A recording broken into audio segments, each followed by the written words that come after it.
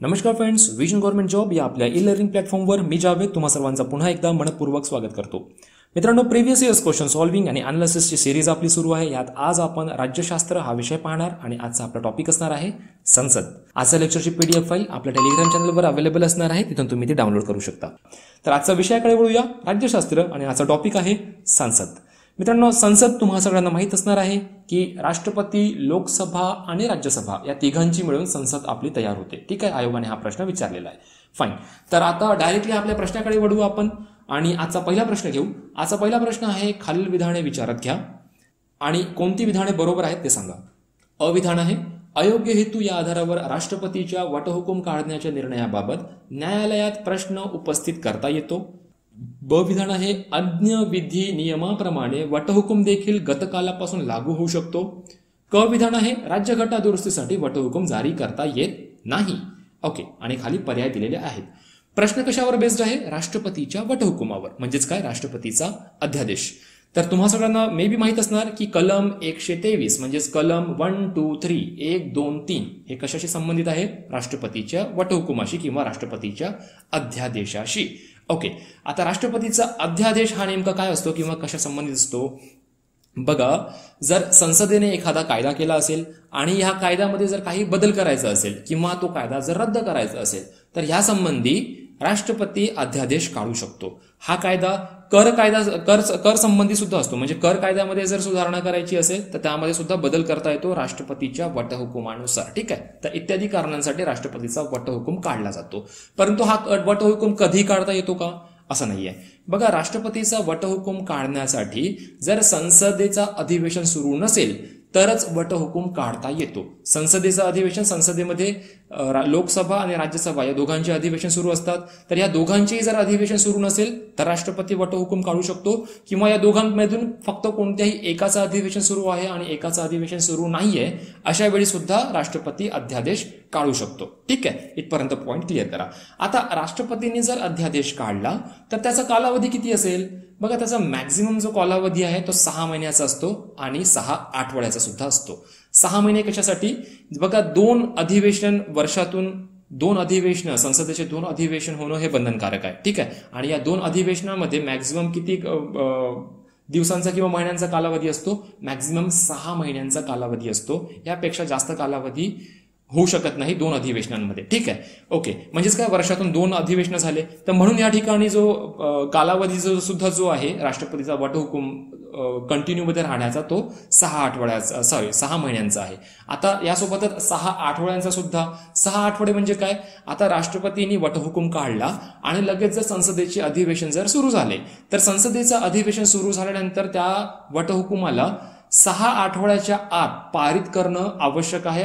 Otherwise हा वटहुकूम 6 आठवड्यानंतर आपोआप लोप पावतो. ठीक आहे, तर 6 महिने आणि 6 आठवडे हा कालावधी आहे राष्ट्रपतीचा वटहुकूम कंटिन्यू मध्ये राहण्यासाठीचा. ओके, आय होप तुम्हाला इथपर्यंतचा पॉईंट क्लिअर झाला असणार.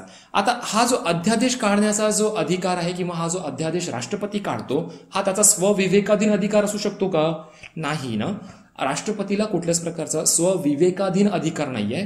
तो प्रत्येक त्याचा जो निर्णय आहे आणि त्याचा जे काही अधिकार आहे त्याचा वापर तो मंत्रिमंडळाच्या सल्ल्याने वापरत असतो. ठीक आहे, आणि वटहुकूम मध्ये सुद्धा, काढण्यामध्ये सुद्धा त्याला मंत्रिमंडळाच्या सल्ल्यानेच तो काढत असतो. ठीक आहे, तर अध्यादेश काढण्याचा अधिकार हा स्वच्छाधीन अधिकार नाहीये राष्ट्रपतीचा, ही गोष्ट लक्षात ठेवा.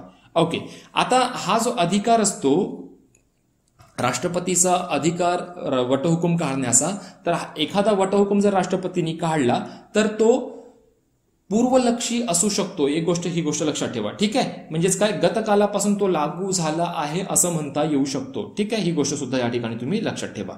आता हा जो राष्ट्रपतींनी वटहुकूम काढला तर हा वटहुकूम, या वटहुकुमावर आपण न्यायालयामध्ये वगैरे त्याच्यावर काही आक्षेप घेऊ शकतो का? हो, घेऊ शकतो.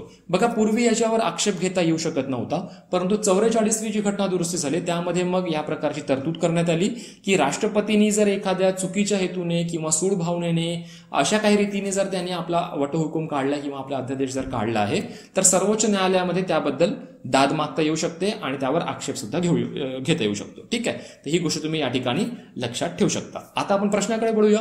प्रश्नामध्ये पहिला विधान होतं, अयोग्य हेतू या आधारावर राष्ट्रपतीच्या वटहुकूम काढण्याच्या निर्णयाबाबत न्यायालयात प्रश्न उपस्थित करता येतो. हो, मी तुम्हाला आत्ताच सांगितलंय प्रश्न उपस्थित करता येतो. आधी प्रश्न उपस्थित करता येत नव्हता, परंतु 44व्या घटना दुरुस्तीनुसार आता यामध्ये न्यायालयामध्ये प्रश्न उपस्थित करता येतो, परंतु कधी? जर अयोग्य हेतू होता या आधारावरच. ओके. ब विधान आहे, अन्य विधी नियमाप्रमाणे वटहुकूम देखील गतकालापासून लागू होऊ शकतो. हो, याचा अर्थ काय होतो? राष्ट्रपतीने एखादा वटहुकूम काढला आणि असं त्यामध्ये मेन्शन सुद्धा केलं जातं की हा जो वटहुकूम आहे, फॉर एक्झाम्पल जानेवारी 2020 मध्ये राष्ट्रपतीने एखादा जर वटहुकूम काढला तर त्याने हा जो वटहुकूम आहे हा वटहुकूम डिसेंबर 2019 पासून चा तो अंमलात आहे या प्रकारची तरतूद असते. म्हणजे याला आपण म्हणतो पूर्वलक्षी आपण म्हणतो त्याला. ठीक आहे. तर हा जर राष्ट्रपतीचा जो वटहुकूम आहे हा पूर्वलक्षी असतो, म्हणजेच गतकालापासून लागू होऊ शकतो. ही गोष्ट तुम्ही लक्षात ठेवा. ओके. क विधान होतं, राज्यघटना दुरुस्तीसाठी वटहुकूम जारी करता येत नाही. हा सुद्धा महत्वाचा पॉईंट आहे. जसे की मी तुम्हाला सांगितलंय की संसदेने एखादा जर कायदा केला, त्या कायद्यामध्ये जर बदल करायचा असेल किंवा तो कायदा रद्द करायचा असेल तर वटहुकूम काढू शकतो राष्ट्रपती. याशिवाय कर कायद्यामध्ये जर बदल करायचा असेल तरी सुद्धा वटहुकूम काढता येतो, परंतु राज्यघटना दुरुस्तीसाठी वटहुकूम काढता येत नाही. ठीक आहे. इथपर्यंत पॉईंट तुम्ही क्लिअर ठेवा. आणि वटहुकूम काढण्याचा जो कलम आहे राष्ट्रपतीची ती आहे 123. अच्छा, राज्यपाल जो वटहुकूम काढतो राज्यासाठीचा त्याची कलम काय सांगा बरं. थोडंसं या कलम मध्ये थोडंसं फेरफार आहे आणि ऍज इट इज ती होऊन जाणार आहे. ठीक आहे. तर त्याबद्दल तुम्ही कमेंट करून कळवा. आणि या प्रश्नाचं आपलं उत्तर असणार आहे पर्याय क्रमांक 4 अ, ब आणि क बरोबर आहे. हा प्रश्न आयोगाने 2016 मध्ये विचारलेला होता राज्यसेवा पूर्व परीक्षेमध्ये. ओके. चला पुढच्या प्रश्नाकडे वळूया. जर एखाद्या व्यक्तीची राष्ट्रपती म्हणून झालेली निवडणूक सर्वोच्च न्यायालयाने रद्दबातल केली तर त्या व्यक्तीने तत्पूर्वी केलेले आदेश, पहिलं ऑप्शन आहे विधी अग्राह्य ठरतात, दुसरं ऑप्शन आहे विधी ग्राह्य ठरतात, तिसरं ऑप्शन आहे विधी ग्राह्य अथवा अग्राह्य सर्वोच्च न्यायालय ठरवते, आणि चौथं ऑप्शन आहे प्रकरण परत्वे ठरविल्या जाते. ओके. बघा, प्रश्न तुम्हाला नेमकं समजलं असणार की इलेक्शन झाला राष्ट्रपतीचा, त्या निवडणुकीमध्ये राष्ट्रपती निवडून आला, तो आपल्या पदावर गेला आणि त्याने काही आदेश वगैरे दिले. परंतु नंतर सर्वोच्च न्यायालयाचं असं लक्षात आलं की ही राष्ट्रपतीची जी निवडणूक झाली ती निवडणूक अयोग्य होती आणि त्याने सर्वोच्च न्यायालयाने ती जी निवडणूक होती ती रद्दबातल केली. आता तो जो राष्ट्रपती होता त्या राष्ट्रपतीने आपल्या पदावर राहताना जे काही आदेश दिले ते आदेश राहणार, लोप पावणार की काय होणार, या प्रकारचा आपला हा प्रश्न आहे. ठीक आहे. तर या प्रश्नाकडे डायरेक्टली आपण वळू. बघा, राष्ट्रपतीला जरी निवडणूक अयोग्य होती या कारणावरून जरी त्या राष्ट्रपतीला हटविण्यात आलं तरी पदावर असताना त्याने जे काही निर्णय घेतले, त्याने जे काही आदेश दिले ते विधिग्राह्य राहतात. ही गोष्ट लक्षात ठेवा. ठीक आहे.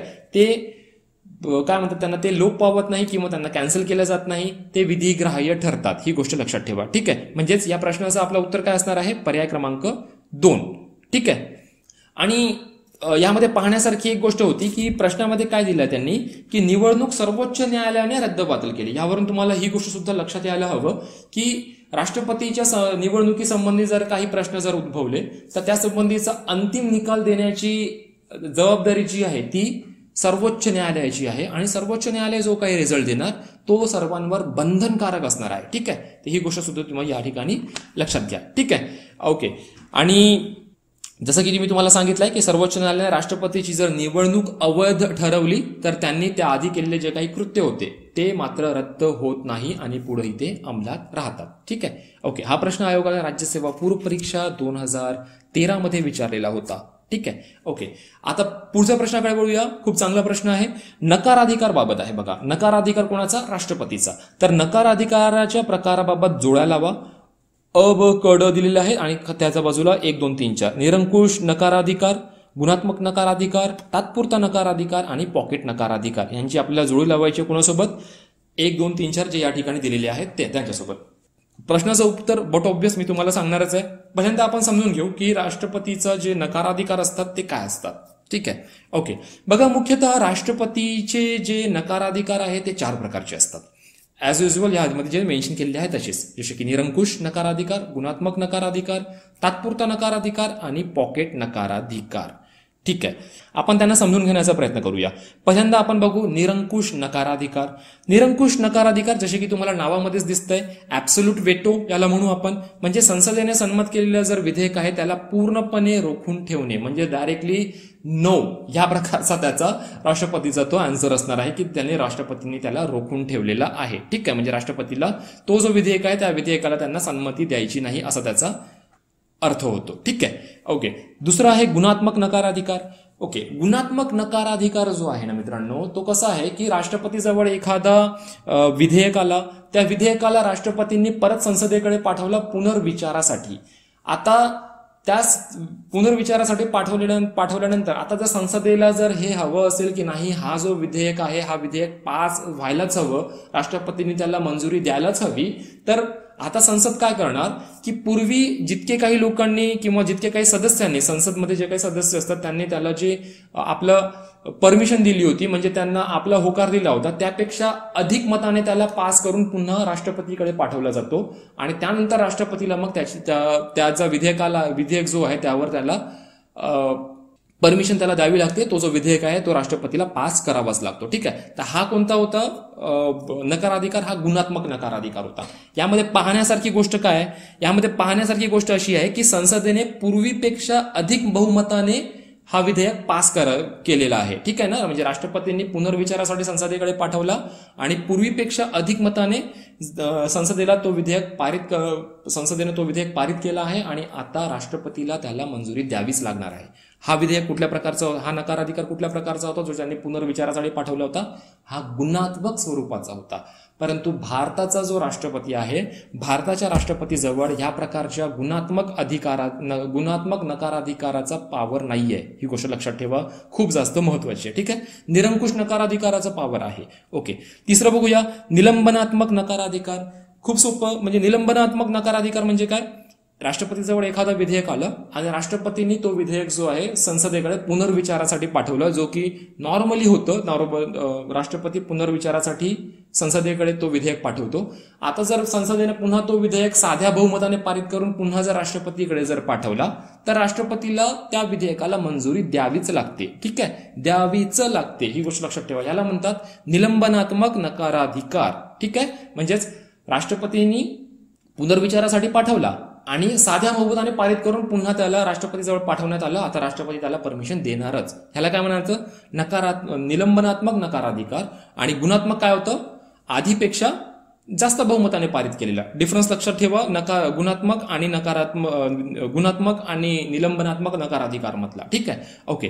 चौथं होतं पॉकेट नकाराधिकार. पॉकेट नकाराधिकाराचा अर्थ काय होतो ना, की कुठल्याच प्रकारची कारवाई राष्ट्रपती करत नाही. राष्ट्रपतीजवळ विधेयक आलं आणि राष्ट्रपती शांतपणे बसलं. तो असं सुद्धा म्हणत नाही की मी याला संमत केलं आहे किंवा याला संमत नाही केलं आहे किंवा पुनर्विचारासाठी संसदेकडे पाठवलं आहे, या प्रकारचा कुठलाच तो निर्णय घेत नाही आणि तो शांतपणे बसून असतो. त्याला म्हणायचं पॉकेट नकाराधिकार. ठीक आहे, हा पॉकेट नकाराधिकार सुद्धा भारताच्या राष्ट्रपतीला लागू आहे. म्हणजेच यावरून तुम्हाला कळणार की निरंकुश नकाराधिकार, तात्पुरता नकाराधिकार ज्याला आपण म्हणू, निलंबनात्मक नकाराधिकार आणि पॉकेट नकाराधिकार, हे 3 प्रकारचे नकाराधिकार भारताच्या राष्ट्रपतींना जवळ अवेलेबल आहेत. परंतु गुणात्मक नकाराधिकार हा भारताच्या राष्ट्रपतीजवळ दिलेले नाहीये. ठीक आहे, तर आय होप तुम्हाला ह्या नकाराधिकारांबद्दल माहिती झाली. एकूण 4 नकाराधिकार आहे, कोणकोणते, कशा प्रकारे, हे आपण बघितले. आता आपण प्रश्नाकडे वळूया आणि जुळी लावण्याचा प्रयत्न करू. निरंकुश नकाराधिकार. निरंकुश नकाराधिकार कशासोबत जाणार? जसं की मी तुम्हाला सांगितलंय, चौथं हे बघा, इथं जोडी बघा या ठिकाणी, विधेयकाला मान्यता देण्याबाबत कोणतीही कृती न करणे म्हणजे निरंकुश नकाराधिकार. याचा अर्थ काय होतो? त्यांनी एका प्रकारे त्याला कॅन्सल केला. निरंकुश म्हणजे काय? Absolute veto. ठीक आहे, ओके. गुणात्मक नकाराधिकार, जसं की मी तुम्हाला सांगितलंय की कायदेमंडळ यावर विशेष बहुमताच्या आधारे मात करू शकते. म्हणजे विशेष बहुमताच्या आधारावर म्हणजे पूर्वी जे काही जितक्या काही मेंबर्सनी त्याला पास करून पाठवलं होतं त्यापेक्षा अधिक मेंबर. ठीक आहे ना, म्हणजे गुणात्मक नकाराधिकाराचा होणार 3, म्हणजे कायदेमंडळ यावर विशेष बहुमताच्या आधारे मात करू शकते. तात्पुरता नकाराधिकार म्हणजे काय? विधेयकास मंजुरी अथवा नकार देणे अथवा ते परत न पाठविणे. नाही, सॉरी, माफ करा. तात्पुरता नकाराधिकार काय असणार आहे आपलं? 2, म्हणजे कायदेमंडळ यावर साध्या बहुमताच्या आधारे मात करू शकते. ठीक आहे, ओके, तात्पुरता नकार अधिकार. आणि ज्याला आपण काय म्हणालो होतो, निलंबनात्मक नकार अधिकार. निलंबनात्मक नकार अधिकार म्हणजेच काय, तात्पुरता नकार अधिकार. आणि पॉकेट नकार अधिकार त्याची जोडी लागणार एक सोबत, म्हणजेच विधेयकास मंजुरी अथवा नकार न देणे अथवा ते परत न पाठविणे, म्हणजेच शांतपणे फक्त बसणे, हे काय, पॉकेट नकार अधिकार. म्हणजेच या प्रश्नाचं आपलं उत्तर असणार आहे पर्याय क्रमांक 2, 4, 3, 2 आणि 1 या प्रकारची ती जोडी लागणार आहे. मी आशा करतो की हे जे नकार अधिकार आहेत राष्ट्रपतीचे, ह्याबद्दल तुमचा कन्सेप्ट या ठिकाणी आज क्लिअर तरी झाला असणारच आहे. ओके, चला पाहूया पुढचा प्रश्न. ओके, हा प्रश्न आयोगाने 2016 मध्ये विचारलेला होता. पुढचा प्रश्न बघूया. भारताच्या उपराष्ट्रपतीबाबत खालीलपैकी कोणते विधान चुकीचे आहे? चुकीचेला मार्क करा. अविधान आहे, या पदासाठी असलेल्या निर्वाचन मंडळामध्ये संसदेच्या दोन्ही सभागृहांच्या निर्वाचित सदस्यांचा समावेश होतो. ब विधान आहे, ते राष्ट्रपतीच्या अनुपस्थितीमध्ये 6 महिन्यापेक्षा जास्त काळ नाही इतक्या कालावधीसाठी राष्ट्रपती पदावर राहू शकतात. क विधान आहे, या पदाच्या निवडणुकीसाठी किमान 20 मतदार हे प्रस्तावक आणि 20 मतदार हे अनुमोदक असणे आवश्यक असते. Okay, fine. कशाबद्दल आहे प्रश्न? उपराष्ट्रपती यांच्या निवडणुकी संदर्भात हा प्रश्न आहे. ओके, उपराष्ट्रपती पद आपण कोणाकडून घेतले आहे? लवकरात लवकर कमेंटमध्ये कळवा मला. ठीक आहे, उपराष्ट्रपती हे जे पद आहे हे आपण कोणाकडून घेतले आहे, लवकर कमेंट करून कळवा. फाईन. तर उपराष्ट्रपतीबद्दल आपण थोडंसं बोलून घेऊ. बट ऑब्वियस त्यांचा जर आपण पात्रतेबद्दल जर बोललो तर सेम ज्या प्रकारची पात्रता राष्ट्रपतीची आहे तशीच पात्रता यांच्यामध्ये सुद्धा आहे. थोडंसं डिफरन्स आहे, ते कशा प्रकारे ते बघूया. भारताचा नागरिक असायला हवा, पहिली अट. दुसरी अट अशी की वयाची 35 वर्ष त्याने पूर्ण केलेली असावी. याचा अर्थ असा होतो की मिनिमम एज त्याची सांगितलेली आहे, परंतु मॅक्झिमम एज जी आहे राष्ट्रपतीची आणि उपराष्ट्रपतीची,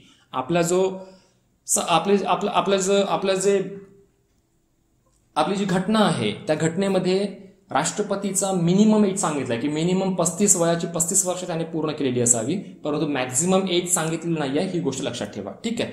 आणि त्याच्यानंतर काय, तो राज्यसभेचा सदस्यत्व पात्र, म्हणजे राज्यसभेचा सदस्यत्व होण्याची त्यामध्ये क्षमता असायला हवी. म्हणजे राज्यसभेचा सदस्यत्व होण्यासाठी ज्या काही पात्रतेची गरज आहे ती सगळी पात्रता त्याच्या अंगी, म्हणजेच उपराष्ट्रपतीसाठी उभ्या असलेल्या व्यक्तीच्या अंगी असणे आवश्यक आहे. राष्ट्रपतीबद्दल काय, लोकसभेचा सदस्य होण्यासंबंधीची पात्रता त्याच्या अंगी असणे आवश्यक आहे, असं राष्ट्रपती संदर्भात. आणि उपराष्ट्रपतीच्या संदर्भात काय, तो राज्यसभेचा सदस्य होण्यासाठी तो पात्र असायला हवं. ठीक आहे. ओके. आणि बट ऑब्वियस कोणतेही लाभाचे पद वगैरे त्याने धारण केलेले नसावे, तर अशी ही पात्रता आहे उपराष्ट्रपतीबद्दलची. ठीक आहे. उपराष्ट्रपती पदासाठी उभा राहताना किंवा अर्ज भरताना त्याला किमान 20 मतदात्यांचा पाठिंबा असणे आवश्यक आहे. ठीक आहे. आणि हा जो पाठिंबा, या पाठिंब्यासोबतच 20 मतदानाचे त्याला अनुमोदन सुद्धा असणे आवश्यक आहे. ठीक आहे ना. अनुमोदन म्हणजे काय, फॉर्म भरताना तर 20 त्याला काय म्हणतात, 20 सदस्यांचा त्याला सपोर्ट तर हवंच आहे, परंतु इलेक्शनमध्ये उभा झाल्यानंतर त्याला ऍटलिस्ट 20 जे सदस्य आहेत त्यांनी असं म्हणायला हवे की हो, आमचा त्यांना म्हणजे सपोर्ट आहे किंवा या प्रकारे ते उभे वगैरे राहू शकतात. तर या प्रकारचं ते अनुमोदन होतं. ठीक आहे. तर ही माहिती तुम्ही या ठिकाणी लक्षात ठेवा. पदावधी काय असणार आहे, 5 वर्षाचा. उपराष्ट्रपती हा राज्यसभेचा पदसिद्ध अध्यक्ष असतो. ठीक आहे. तुम्हा सर्वांना ही गोष्ट माहीत असणारच आहे. उपराष्ट्रपतीवर महाभियोग चालवला जाऊ शकतो का त्याला पदावरून काढण्यासाठी? नाही. उपराष्ट्रपतीवर महाभियोग करायची गरज नाहीये. महाभियोग कोणाविरुद्ध काढला जातो? राष्ट्रपती संदर्भात. ठीक आहे. ही गोष्ट तुम्ही लक्षात ठेवा. ओके. आणि जर उपराष्ट्रपतीला जर त्याच्या पदावरून जर दूर करायचंच जर असेल तर त्यासंबंधी सर्वात पहिले राज्यसभेमध्ये प्रभावी बहुमताने त्याला त्यासंबंधीचा ठराव पास करणं आवश्यक आहे. आणि त्यानंतर तो लोकसभेमध्ये पाठवला जातो आणि लोकसभेमध्ये मग तो साध्या बहुमताने सुद्धा तो पारित झाला तरी उपराष्ट्रपतीला पदावरून दूर केला जाऊ शकतो. प्रभावी बहुमत म्हणजे काय, एकूण उपस्थित असलेल्या सदस्यांपैकी 3/4 बहुमत, याशिवाय एकूण जी सदस्य संख्या असणार आहे राज्यसभेची त्या एकूण सदस्य संख्येपेक्षा म्हणजे अर्ध्यापेक्षा जास्त लोकांचं समर्थन, असं हे असतं प्रभावी बहुमत. ठीक आहे. याचं जे निर्वाचन असतं उपराष्ट्रपतीचं, म्हणजे जे इलेक्शन असतं, त्या इलेक्शनमध्ये कोण कोण भाग घेतं? याचा इलेक्शनमध्ये लोकसभा आणि राज्यसभा यांमध्ये जे सदस्य असतात ते सदस्य यामध्ये भाग घेतात. ठीक आहे. जे राज्यसभा म्हणजे राज्याची जी काही विधिमंडळे असतात, जसे की विधानसभा आणि विधान परिषद, ह्यांचा सहभाग असतो का उपराष्ट्रपतीच्या निवडणुकीमध्ये? नाही, यांचा समावेश नसतो. परंतु राष्ट्रपतीच्या निवडणुकीमध्ये लोकसभेमधील निर्वाचित सदस्य, राज्यसभेमधील निर्वाचित सदस्य आणि राज्यांमध्ये जे राज्य विधिमंडळ आहे, राज्य विधिमंडळामध्येही विधानसभा जी आहे, विधानसभेमधले निर्वाचित सदस्य, तर हे सगळे जे आहे राष्ट्रपतीसाठी वोट करतात त्याच्या इलेक्शनमध्ये. परंतु उपराष्ट्रपतीसाठी फक्त लोकसभा आणि राज्यसभा यामध्ये जे सदस्य आहे तेच मतदान करू शकतात. याच्यामध्ये निर्वाचित सदस्य आणि नामनिर्देशित सदस्य हे दोघांचाही समावेश होतो. ही गोष्ट सुद्धा तुम्ही या ठिकाणी लक्षात ठेवा. ठीक आहे, ओके. तर आता प्रश्नाकडे वळूया. पहिलं विधान काय होतं? या पदासाठी असलेल्या निर्वाचन मंडळामध्ये संसदेच्या दोन्ही सभागृहांच्या निर्वाचित सदस्यांचा समावेश होतो. हो, हा विधान बरोबर आहे. जर प्रश्नामध्ये असा असता की या पदासाठी असलेल्या निर्वाचन मंडळामध्ये संसदेच्या दोन्ही सभागृहांच्या फक्त निर्वाचित सदस्यांचा समावेश असतो, जर या ठिकाणी फक्त हा शब्द जर यूज झाला असता तर हा विधान चुकला असता. कारण फक्त निर्वाचित सदस्य म्हणून नाही, तर जे सदस्य काय म्हणतात त्याला, नामनिर्देशित स्वरूपामध्ये जर आलेले असेल, म्हणजे डायरेक्टली ते इलेक्शन वगैरे त्यांनी लढवली नाही, परंतु राष्ट्रपती ज्याप्रमाणे 2 अँग्लो इंडियन लोकसभेमध्ये आणि 12 इथं विविध क्षेत्रातले जे काही नामचीन जे काही लोक असतात त्यांचा जे नामनिर्देश करतो, तर हे जे नामनिर्देशित जे काही लोक असतात ना, तर ते सुद्धा यामध्ये पार्टिसिपेट घेऊ शकतात उपराष्ट्रपतीच्या निवडणुकीमध्ये. परंतु राष्ट्रपतीच्या निवडणुकीमध्ये फक्त निर्वाचित सदस्यांचा समावेश होतो. ही गोष्ट लक्षात ठेवा. ठीक आहे, तर सध्या हा विधान बरोबर आहे. ब विधान काय? ते राष्ट्रपतीच्या अनुपस्थितीमध्ये 6 महिन्यापेक्षा जास्त काळ नाही इतक्या कालावधीसाठी राष्ट्रपती पदावर राहू शकतात. ऑब्वियस. बघा, राष्ट्रपती जर अनुपस्थित आहे तर अशा वेळेवर काय होतं ना, की उपराष्ट्रपती हा राष्ट्रपतीची जागा घेतो आणि राष्ट्रपतीचा जे काही कारभार आहे तो ते पाहत असतो. ज्यावेळी उपराष्ट्रपती राष्ट्रपतीचा कारभार पाहत असतो त्यावेळी तो राज्यसभेचा सभापती नसतो. ठीक आहे, मग त्यावेळी राज्यसभेचा सभापती कोण बनणार? राज्यसभेचा उपाध्यक्ष जो असतो तो राज्यसभेचा सभापती बनणार. ठीक आहे, आणि जितक्या काळासाठी उपराष्ट्रपती राष्ट्रपतीची कार्य पार पाडणार तर तेवढ्या दिवसांसाठी उपराष्ट्रपतीला राष्ट्रपतीचा पगार मिळणार. ही गोष्ट लक्षात ठेवा, कारण तो आता राष्ट्रपतीचे कार्य पार पाडतो. ठीक आहे, उपराष्ट्रपती म्हणून किंवा राज्यसभेचा सभासद म्हणून त्याला पेमेंट मिळणार नाही. ठीक आहे, तर ही गोष्ट सुद्धा तुम्ही या ठिकाणी लक्षात ठेवू शकता. म्हणजेच काय, ब हा विधान सुद्धा या ठिकाणी बरोबर आहे. क विधान काय होतं? या पदाच्या निवडणुकीसाठी किमान 20 मतदार हे प्रस्तावक आणि 20 मतदार हे अनुमोदक असणे आवश्यक असते. हो, हा सुद्धा विधान बरोबर आहे. मी तुम्हाला या ठिकाणी सांगितलंय. जर या ठिकाणी राष्ट्रपतींबद्दल जर विचारला असता तर राष्ट्रपतीच्या पदाच्या निवडणुकीसाठी किमान 50 मतदार हे प्रस्तावक आणि 50 मतदार हे अनुमोदक असणं आवश्यक असते. कोणाबद्दल? राष्ट्रपतीबद्दल. बघा, एक गोष्ट लक्षात घ्या, तुम्ही जेव्हाही राष्ट्रपती उपराष्ट्रपती हे जे टॉपिक जेव्हा तुम्ही वाचणार ना, तर राष्ट्रपती, उपराष्ट्रपती आणि राज्यपाल हे तिघांना तुम्ही सोबत ठेवा आणि कोणाकोणामध्ये कुठल्या प्रकारचा डिफरन्स आहे हे लक्षात घेऊन व्यवस्थित त्या प्रकारे तुम्ही स्टडी करा. म्हणजे तुम्हाला नेमकं कळणार की कोणामध्ये काय विशेषता आहे, कोणामध्ये काय विशेषता नाहीये. फॉर एक्झाम्पल, राज्यपाल जो असतो, राज्यपालाला स्वविवेकाधीन अधिकार आहे, परंतु राष्ट्रपतीला कुठल्याच प्रकारचा स्वविवेकाधीन अधिकार नाहीये. ठीक आहे, तर अशी खूप सारे पॉइंट्स आहेत जे तुम्ही अभ्यास ज्यावेळी तुम्ही कराल तर ह्या सगळ्या गोष्टींना भान ठेवून तुम्ही अभ्यास करा. ठीक आहे, ओके. तर ह्या प्रश्नाचं आपलं उत्तर काय होतं? पर्याय क्रमांक 4 यापैकी नाही, कारण आपल्याला चुकीचं विधान निवडायचं होतं. ठीक आहे, हा प्रश्न आयोगाने 2018 राज्यसेवा पूर्व परीक्षेमध्ये विचारला होता. ठीक आहे, ओके. चला पाहूया पुढचा प्रश्न.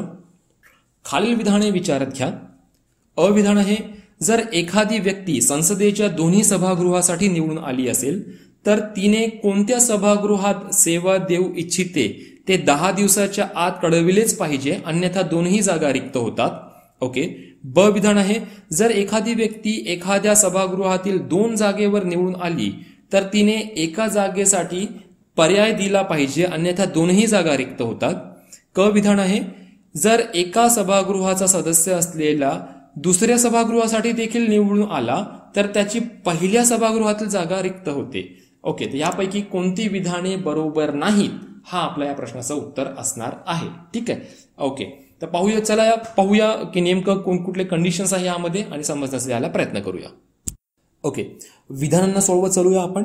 अविधान काय होतं? जर एखादी व्यक्ती संसदेच्या दोन्ही सभागृहासाठी निवडून आली असेल तर तिने कोणत्या सभागृहात सेवा देऊ इच्छिते ते 10 दिवसाच्या आत कळविलेच पाहिजे, अन्यथा दोन्ही जागा रिक्त होतात.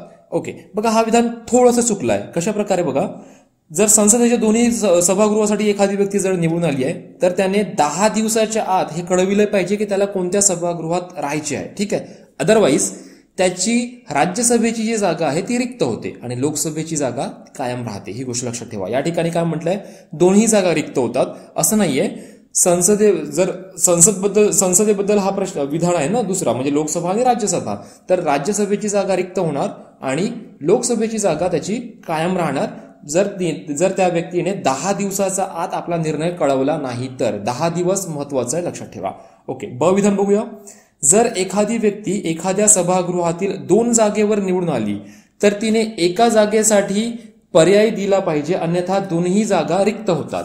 ओके, बघा हा विधान सुद्धा खूप जास्त महत्वाचं आहे. आता एखाद्या व्यक्तीने एखाद्या सभागृहातील दोन जागेसाठी, फॉर एक्झाम्पल बघा, लोकसभेच्या ज्यावेळी निवडणुका झाल्या होत्या आता 2019 मध्ये, तर राहुल गांधी जे होते यांनी उत्तर प्रदेशमधून सुद्धा एक निवडणूक लढवली होती आणि केरळमधून सुद्धा लढवली होती. तर त्यांचं काय झालं की ते उत्तर प्रदेशमधून तिथं ते म्हणजे बरेलीमधून वगैरे काय होतं ते तिथून ते हारले आणि केरळमधून ते जिंकले होते. म्हणजेच काय, एक व्यक्ती एकापेक्षा जास्त जागेवर तो उभा राहू शकतो निवडणुकांमध्ये. परंतु निवडून आल्यानंतर फॉर एक्झाम्पल जर राहुल गांधी जर दोन्ही जागेवरून जर निवडून आले असते तर मग त्यांना लवकरात लवकर त्यांना हा निर्णय घ्यावा लागला असता की त्यांना कोणत्या जागेवरून त्यांना लोकसभेमध्ये जायचं आहे. अदरवाईज काय होणार, त्यांचे हे दोनही जागा जे आहे ते म्हणजे दोन्ही ठिकाणी त्यांची जी जागा जी आहे ते रिक्त होणार. ठीक आहे, म्हणजे ब विधान सुद्धा या ठिकाणी बरोबर आहे. क विधान काय होतं, जर एका सभागृहाचा सदस्य असलेला दुसऱ्या सभागृहासाठी देखील निवडून आला तर त्याची पहिल्या सभागृहातील जागा रिक्त होते. हो, हा सुद्धा विधान बरोबर आहे. फॉर एक्झाम्पल बघा, कोणी जर लोकसभेचा जर सदस्य आहे आणि त्याने राज्यसभेची निवडणूक लढवली, याचा अर्थ काय, तो लोकसभेचा आहे परंतु त्याला आता राज्यसभेवर जायचं आहे म्हणून त्याने राज्यसभेची निवडणूक लढवली आणि तिथून जर तो निवडून आला आणि त्यांनी जर लवकरात लवकर जर आपला निर्णय जर नाही घेतला तरी सुद्धा त्याची लोकसभेची जागा रिक्त होणार आणि राज्यसभेची जागा त्याची शाबूत राहणार. ठीक आहे, ते कशासाठी, कारण तो आधी ऑलरेडी लोकसभेचा तो सदस्य होता आणि सदस्य असताना त्यांनी राज्यसभेचा इलेक्शन त्यांनी लढवले होते. ठीक आहे, परंतु दोन्ही एकाच वेळी जर इलेक्शन जर होत असेल लोकसभेचे आणि राज्यसभेचे आणि एखादा व्यक्ती लोकसभेसाठी सुद्धा उभा आहे आणि राज्यसभेसाठी सुद्धा उभा आहे पण आणि तो दोन्ही ठिकाणून जर निवडून आला तर अशा वेळी मग तो कोणत्या सभागृहाचा सदस्य असणार आहे, लोकसभेचा, जसं की मी तुम्हाला सांगितलं. ठीक आहे, म्हणजेच या ठिकाणी अ हा विधान चुकलेला आहे, ब आणि क हे विधान बरोबर होते. ठीक आहे, याशिवाय पुन्हा एक गोष्ट लक्षात ठेवा.